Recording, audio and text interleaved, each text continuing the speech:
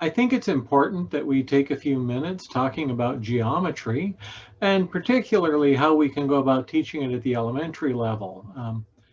This is more of a problem than you might think, because historically, geometry was always viewed as a formal proof class, dealing with axioms and proofs and formal logic. So when it was typically taught, it was generally taught at the secondary school, and it centered around these proofs, almost like they were trying to teach students how to think like a mathematician.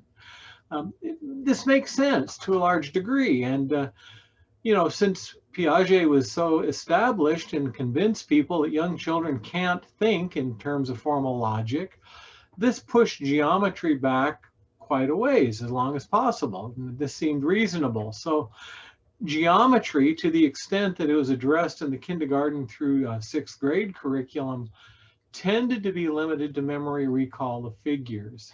And that's reflected in a lot of the texts and a lot of the problems you're going to see when you go out into the schools. In rare cases, sometimes properties like parallel lines, perpendicular lines, similar geometric figures were addressed. Now, as the division by 9 problem, I think, has convinced us, if we have children who understand the materials they're operating on, they can think very deeply and in some cases come up with what could be classed as a formal logical proof. And so as a result, this opens up this notion that maybe we made a mistake historically with geometry, and that it can and should be taught earlier, including proofs, including inferences, including deductions. And so now what we find is that geometry is shifting. And in particular, it's become viewed as a systematic exploration of relationships occurring between shapes and within space. And it's certainly suitable for a broad variety of elementary explorations based on experience, as I think we're showing. I want to explain to you, though, a really powerful way of thinking about geometry that relies back on what are called the Van Heile levels. Following this Van Heile overview, I think will describe for you your major activity that you'll be doing next week in our asynchronous section. That's the geometry scavenger hunt. But first of all, we do need to explain a little bit about the Van Heile levels and how they work. Now, going back to that working definition, that geometry is the systematic exploration of relationships between shapes and within space, we can think of this exploration in either a highly formal sense, with the deductions and the proofs and everything, like what you might remember from your own secondary or university experience, or we could think of it as more informal and experiential, and yet still be successful in geometric concept development. But whichever approach that we work on, the historical approach to geometry has one important piece, and that's the development of vocabulary. We have to have a passing understanding, at least, of basic terms such as points, lines, planes, the names of different shapes. These have to serve as the classroom commonplace. Remember that term now, the commonplace within which the geometry will be explored. And as the students will explore these relationships, they should have the opportunity to measure, like you did with measuring your room, to identify, to classify, to visualize, to transform the geometric objects, as we did when we took a volume and transformed it into an area, and then thought about what happens when we pull that into a linear length. Clearly, these are experiences well within the reach of young people, and they don't need to wait for a formal geometric understanding of proof to be developed. Now, one of the more influential, if probably not the most influential approaches towards geometry derives from the Van Heile model of geometric learning. This was originally developed back in 1957 by Dutch educators P.M. van Heile and his wife, Dina van Heile-Geldof. And this model has, over the last 50 years, been the subject of significant research and has influenced geometric curriculum worldwide, probably more outside the US than within, but even within the US, it's been significant in its impact. At its simplest, the Van Heile model is 5 levels that reflect different types of thinking concerning geometry. And I have a set of class notes that I'll make available for you as part of this lesson that will review these Van Heile levels. It should be noted, though, that even though all 5 levels are going to be described, it's extremely rare for elementary students to get past level 2. Level 3 or level 4 is going to be way beyond most of what you'll be seeing. But just for completeness, I do want to talk our way through what this might involve. The Van Heile levels, unlike Piagetian levels, are not age dependent, but instead are related more to the experiences that students have had.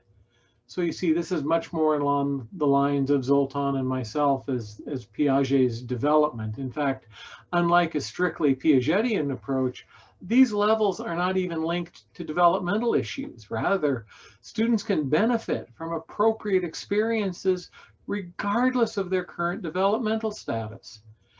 Remember the young child who used geometric relationships in the base 10 blocks to prove that division by 9 problem. Absolutely beautiful. The Van Heile levels are, however, sequential, and according to the Van Heile approach, students have to pass through these levels in order as their understanding increases. It's not possible, according to this model, to be functioning at level 4 without experiencing levels 0 to 3. And kind of an odd thing here, at least I've always found it odd. The Van Heile level begins their numeration with 0. So in terms of the ordinal number, 0 is the first level, 1 is the second level, 2 is the third level. It is a bit confusing, but you need to be aware of that. So these 5 levels comprising the Van Heile model do establish a hierarchy of geometric conceptualization, with each level describing a more abstracted representational set of concepts and processes. And so as students progress, these levels will serve to describe the types of geometric ideas the students think about. Van Heile called these objects of thought, which I find really wonderful, especially with my action on objects approach. And what the student is able to do with them, referred to as the products of thought. You'll notice that this description fits extremely well, not only in terms of my action on objects approach, but also the noun-like and verb-like characterizations of mathematics, the concept process views of mathematics that borrow so heavily from the linguistic tradition that we've mentioned also.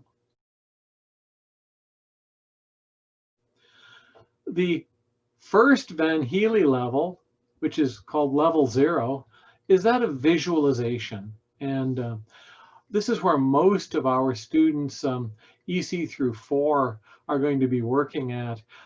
Students functioning at this level are able to recognize basic shapes by their global holistic appearance. Students at level 0 can think about shapes in terms of what they resemble, and are able to sort shapes into groups that seem to be alike.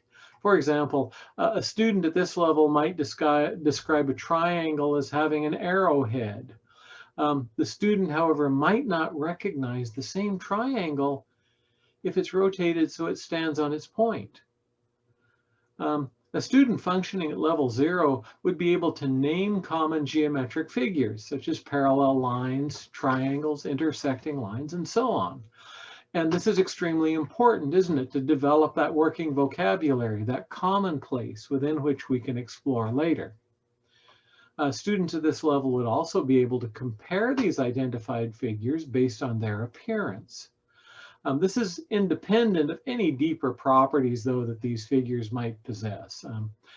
And so at level 0, or what I'd like to think of as level 1, but the Van Heeles called it 0, the objects of thought would consist of students' experiences with these shapes via the senses. Typically, it's visual in nature, but students with visual disability can experience these geometric objects using alternate senses. Touch, for example. Remember our friend the cube. I can count this even if I have visual disability. And so as we experience these objects through our senses, we can create groups, we can create meaningful sorts based on recognizable features, and then name them based on appearances. This is possible at level 0. So a student could sort out the triangles and squares into 2 groups, for example, because they look different. Such students would also be able to determine angular measurement and distances using the appropriate tool, whether it's a ruler, or a protractor, or whatever, because these can be used in a what does it look like approach. That's the key. What does it look like?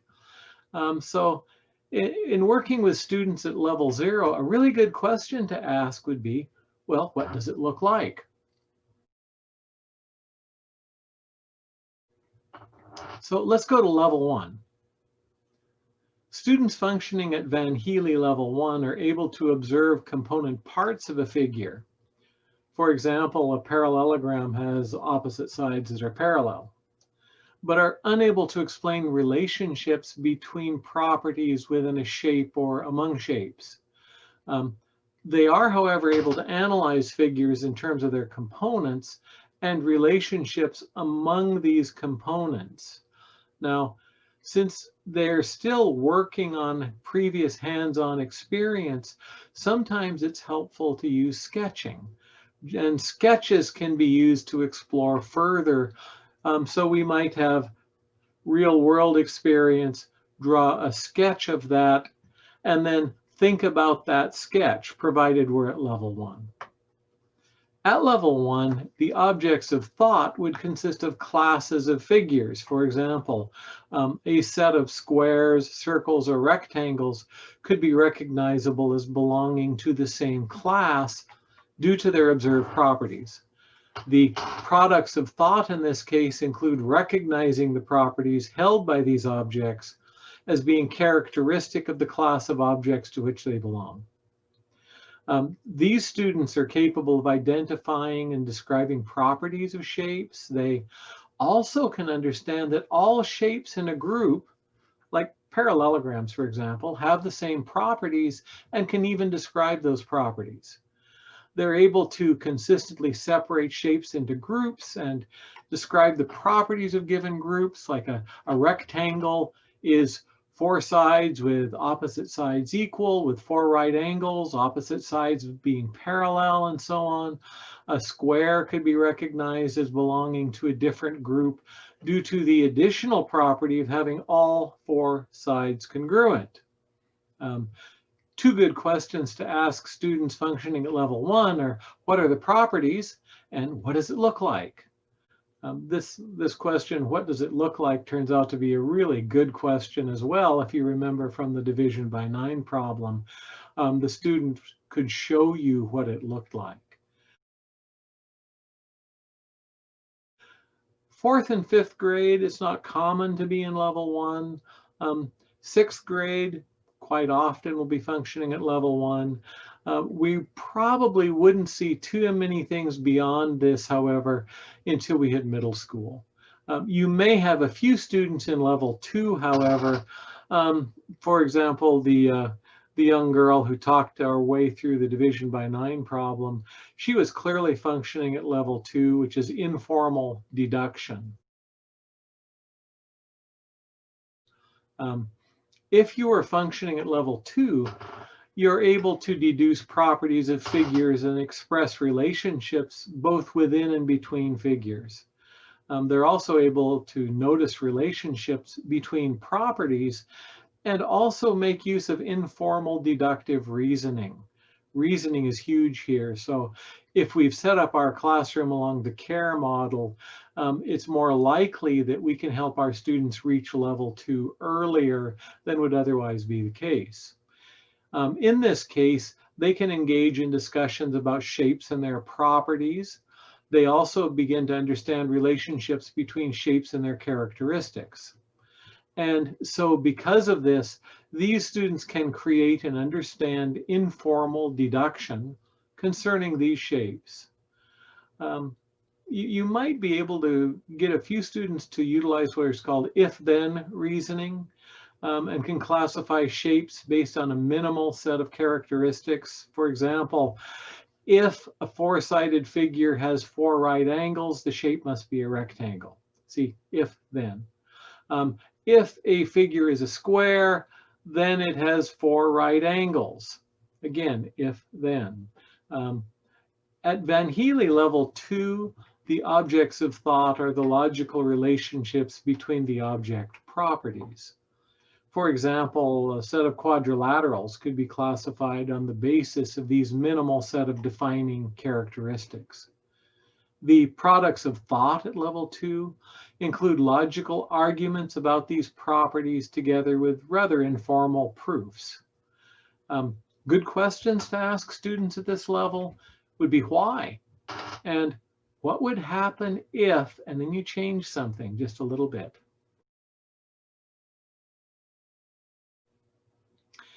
In level 3 of Van Heile, this is formal deduction, and we're not likely to see this at the elementary level. But again, for completeness sake, we'll talk our way through it. This is the level of high school geometry, at least traditional high school geometry. At this point, students can create formal deductive proofs. And in these deductive proofs, you begin with certain premises that are known or previously proven to be true, and then you extend this through a set of facts based upon logical principles. If you'd like, sometimes it's kind of fun to review propositional logic because it's that type of if, then, else thinking that plays out in a lot of these proofs. For students functioning at Van Heile level 3, the objects of thought consist of relationships between properties of shape and the relationship between axioms, definitions, theorems, corollaries, postulates, previously proved items. Students functioning at Van Heile level 3 are able to work with these abstract statements about these properties and make conclusions that are based on logic more than intuition. Van Heile level 3 students can create formal deductive proofs, can use axioms to solve problems, can think about relationships between properties and shapes, and distinguish between axioms, definitions, theorems, corollaries, and postulates. In doing so, good questions might be to ask, what can you prove? The final Van Heile level, level 4, is that of rigor. And this is probably the level of graduate school or undergraduate mathematics at the university level. At this level, students are able to compare different axiomatic systems. For example, you might recognize that for a given proof, it might be advantageous to adopt analytic geometry, or spherical geometry, or hyperbolic geometry, or modal logic rather than propositional logic. These students are able to think about, select, and compare different deductive systems of geometry and the impact each system has upon these objects of thought. It's really not expected that we're going to see even secondary students at this level. This is the level that college mathematics majors might use when thinking about geometry. A good question to ask such students would be, how did you prove it? What system of proof did you use, and why did you select this system? So in summary, most elementary school students that we'll be dealing with will deal with Van Heile level 0 or level 1. Middle school students, maybe level 2, occasionally level 3. Secondary students, probably level 3 when they're taking geometry. Level 4, though, is pretty much university level in terms of mathematics as a discipline in and of itself. Now, according to Van Heile, one of the huge failures in teaching geometry results from teachers using the language of a higher level than what is understood by the student. And although it's not a stage model like Piaget, there are phases that students must pass through when advancing from level to level. Now, since these phases are viewed as taking place within each level, you can use a similar instructional plan. The first phase is that of information and includes developing the commonplace vocabulary, examples, non-examples. And once this is in place, the teacher can serve as a guide through guided orientation. Remember, in division by 9, if you immersed yourself enough to where these were personally meaningful, or these terms have meaning for you, you can benefit from someone else's instruction. That's why we wanted to have that in place before we hit geometry. Now, these actions can follow a number of different instructional approaches as long as they take place within the currently held level. Level 1, for example, you could use paper folding, measuring, visual comparisons. You could describe to students and have them explain to you in words what it is that they're trying to figure out. Remember the emerging language. This is what it is here, the remainders, the leftovers. This language is developing. We have to make it explicit for the students. The other thing that we find is that if we can have students move into what should we do, then they can start acting upon these objects in very powerful ways and can use to create personally meaningful problems to engage their emerging understandings. In Van Heile, what I've been calling self-posed problems would be called free orientation.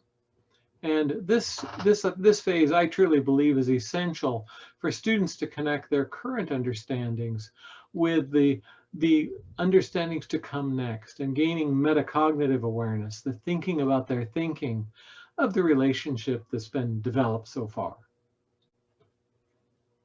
This background on Van Heile, I hope, is kind of enlightening for you in terms of how we can take geometry from being this formal proof structure and put it into something very concrete that we can help students work with.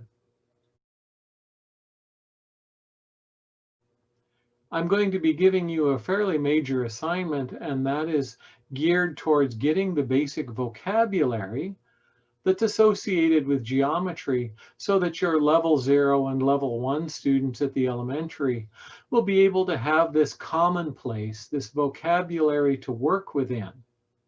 As you'll see, there's a number of geometric terms, and in a working group, you're going to be creating a PowerPoint where you find a picture of these terms in the world around us. You're going to find something that is man-made. You're going to find something that would occur in nature, and then you're going to give a little description of what that's like. We'll give you more information about that, but the reason we're having you do this is because it provides this commonplace level of vocabulary that's essential for our students to have success, not only within the Van Heile level, but also in terms of making sense of geometric ideas as they link to number. And I believe by now you've seen plenty of examples on how the number can tie together with the geometric representation we use to explore it.